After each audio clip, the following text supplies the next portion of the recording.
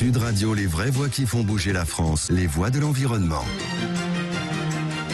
Bienvenue sur Sud Radio, 19h10, vous écoutez les voix de l'environnement. Ce soir, je suis accompagné de Tony Renucci, directeur par intérim de l'association Respire. Rebonsoir Tony. Bonsoir. Bonsoir à vous Tony, on fait votre connaissance ce soir. Yves Carac, on connaît bien, porte-parole de l'Automobile Club Association. Et donc, cette question que l'on vous pose sur les réseaux sociaux, le compte Twitter de Sud Radio, est-ce que les mesures anti-pollution n'excluent-elles pas particulièrement les ruraux, les mesures anti-pollution redoutées par des Français, par les ruraux, surtout ceux qui habitent à la campagne ou bien ceux qui sont en périphérie de moyennes ou grandes villes et qui sont en possession de vieux véhicules à moteur thermique? Avec ces mesures, vous le savez, ces dispositifs comme les zones à faible émission, eh bien, certains ruraux se sentent exclus et c'est d'ailleurs la question que l'on vous pose ce soir et vous continuez de voter. Vous nous appelez également au 0826 300 300. Tiens, Yves Cara, Tony Renucci, j'aimerais vous lire juste avant de commencer un témoignage paru dans le quotidien Le Parisien aujourd'hui en France.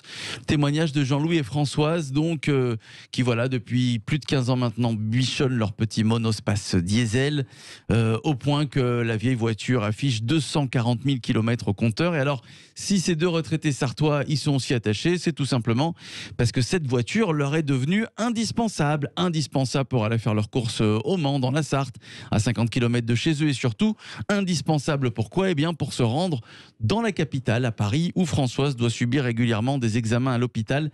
Mais voilà, le petit hic, c'est que sur le pare-brise du véhicule familial figure un macaron orange, vous vous en doutez, vignette critère 3, qui les empêchera donc à partir du 1er juillet 2022 de se rendre dans la capitale. Voilà ce que dit Louis. Comment va faire ma femme pour aller faire ses radios et ses prélèvements sanguins? C'est Jean-Louis. Comment ferons-nous à l'avenir pour nous rendre dans le centre de Strasbourg alors que nous avons un petit appartement en banlieue de la ville? Alors bien sûr, vous allez me dire, il suffit de racheter une voiture, il y a des, après tout, il y a des aides, mais vous vous en doutez bien, changer de voiture, le couple y a bien pensé.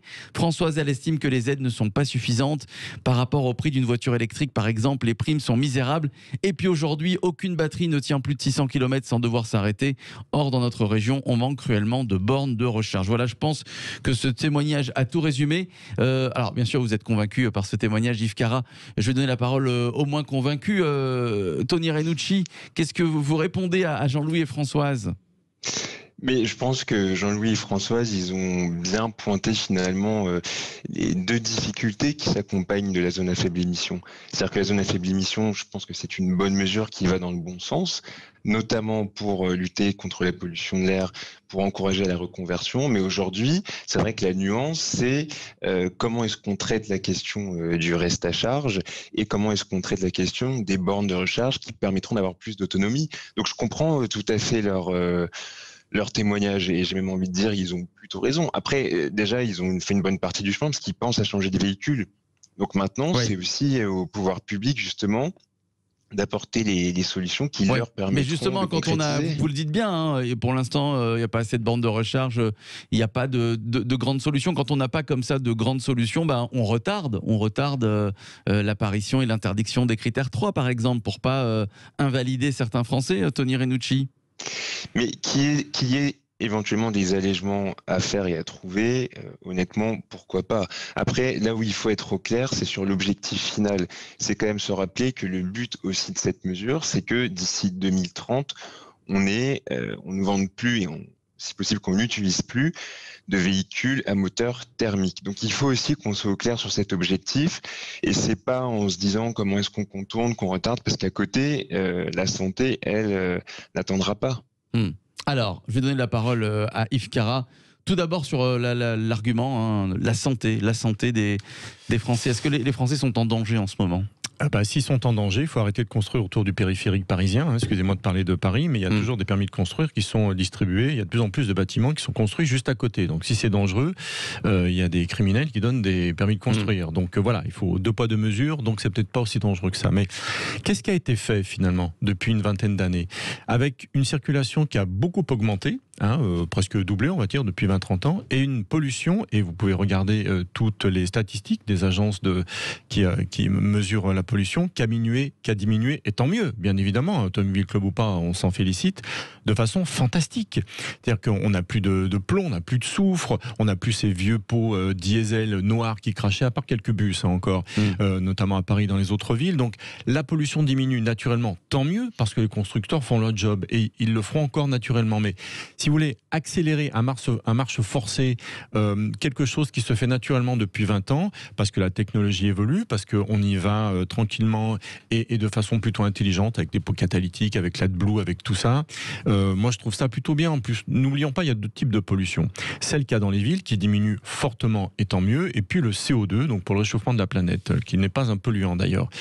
Plus on roule en essence, plus on produit de CO2. Moins on roule en diesel, plus on produit de CO2. Donc c'est un peu contradictoire, donc il faut faire attention. Mais en ce qui concerne la pollution dans les villes, elle diminue naturellement. Donc attention, ces ZFE d'abord, il faut bien avoir conscience qu'il y a très peu de Français qui savent exactement ce que c'est, qui sont concernés, à part à Paris, à Lyon, bien évidemment, on connaît les critères, mais on ne voit pas la vague qui est en train d'arriver dans certaines villes. Marseille, après une petite étude, ils se sont dit, oula, on va peut-être reculer quand même parce que la ZFE, ça va exclure trop de voitures. Ouais. Et à terme, si tout se met en place d'ici 2-3 ans, c'est 60% du parc français qui va être exclu. Donc qu'est-ce qu'on va faire de tout ça ? Et quand j'entends dire qu'en 2030, dans 9 ans, il ne faut plus de moteur thermique, mais il y a des voitures neuves qui se vendent aujourd'hui, encore un quart de diesel, et des voitures essence qui seront encore en circulation dans 8 ans et demi, donc c'est demain.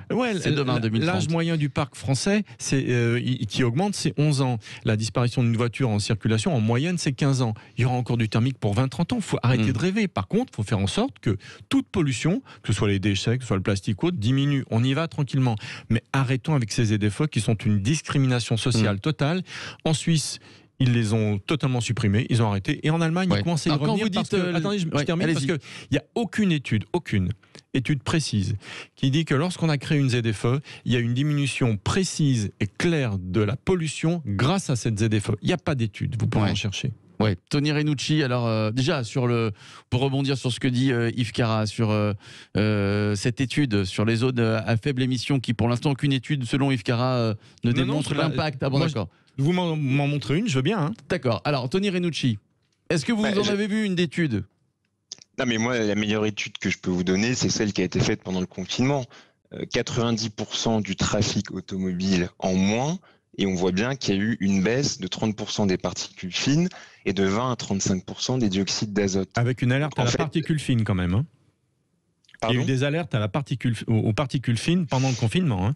On est d'accord, on a dépassé les seuils. On est d'accord là-dessus.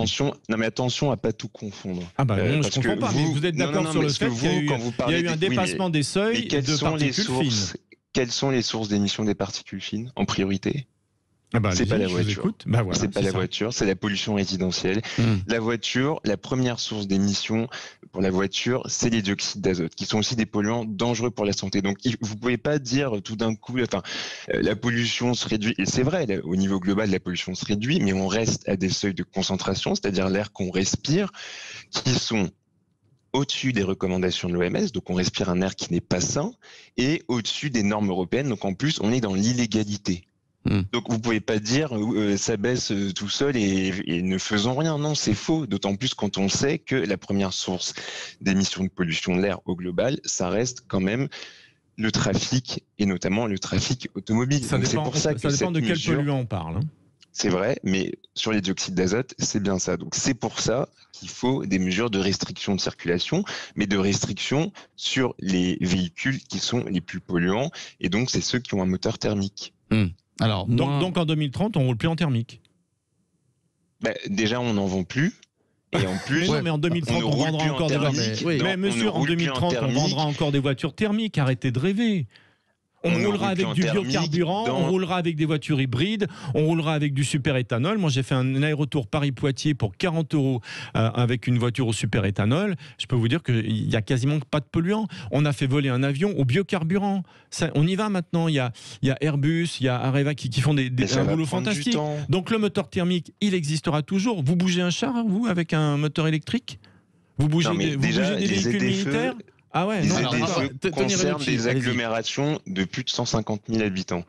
Donc, on n'est pas encore sur une généralisation à tout le pays. Donc, ce qu'il faut comprendre, c'est que pourquoi est-ce qu'on adopte ces mesures-là? C'est parce que les zones les plus polluées, on a le plus de concentration de polluants, sont aussi les zones les plus denses et celles où effectivement on trouve le plus de trafic. D'où le fait d'ailleurs que la loi climat cible les agglomérations à plus de 150 000 habitants. En fait, Tony Renucci, j'ai l'impression que ce qui contrarie les Français, c'est que les interdictions vont plus vite, j'ai envie de dire, que les constructions. C'est-à-dire que on interdit, ça va relativement vite.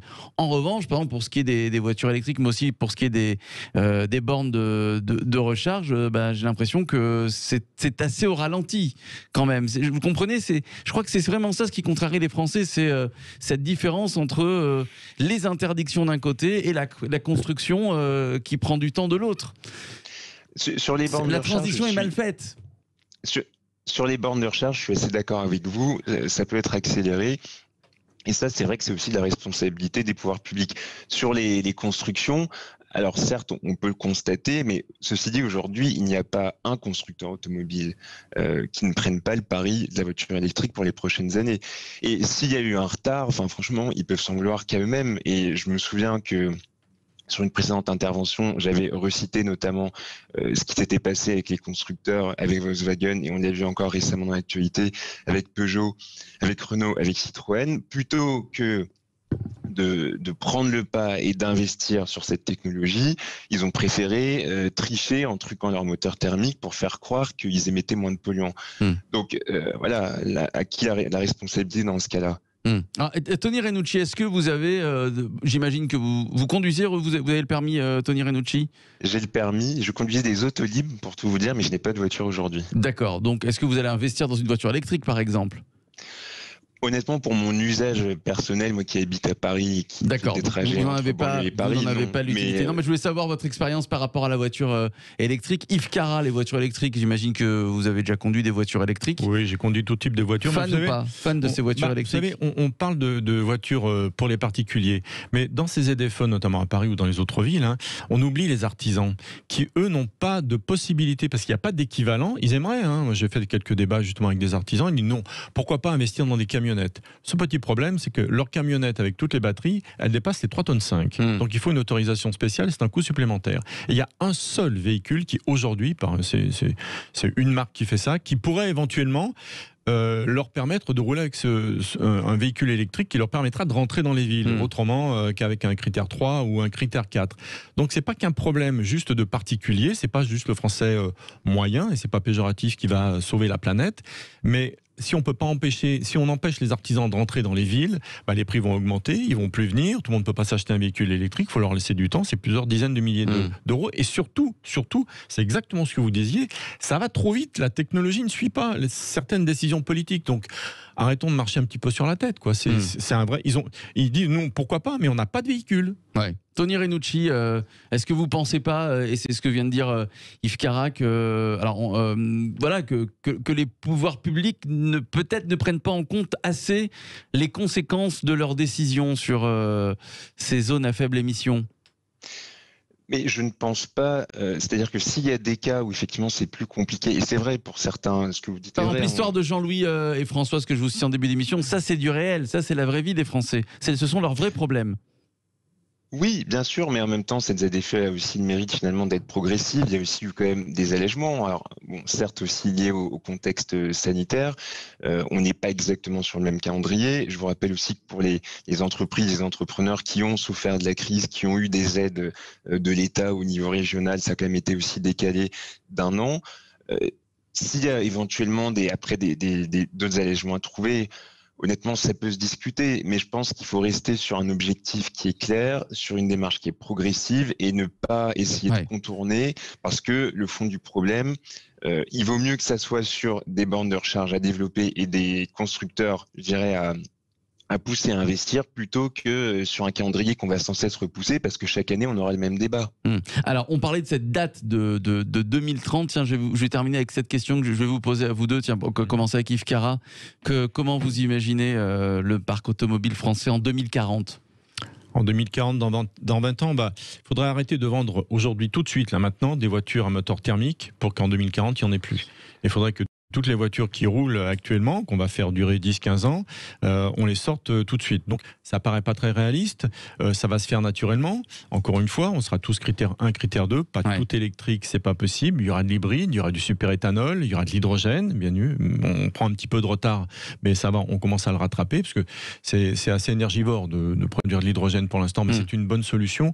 Donc voilà, la grosse erreur, c'est d'avoir, de la part de certains politiques, imposer la technologie plutôt que des seuils raisonnables de pollution à la baisse. Et ça, c'est une vraie erreur. Mais elle se rattrapera naturellement dans le temps. Alors ça, c'est la vision d'Yves Carra. Tiens, pour terminer, Tony Renucci, comment vous imaginez-vous le parc automobile français en étant réaliste, Tony Renucci, en 2040 ? Oui, mais moi j'ai trouvé que c'était une bonne proposition, donc je suis assez d'accord. Après, ce que vous dites sur la responsabilité des politiques, au contraire, des normes, il y en a eu, mais elles n'ont pas été respectées par les constructeurs, parce qu'ils ont essayé de tricher avec ces normes. Je suis moins d'accord sur la cause.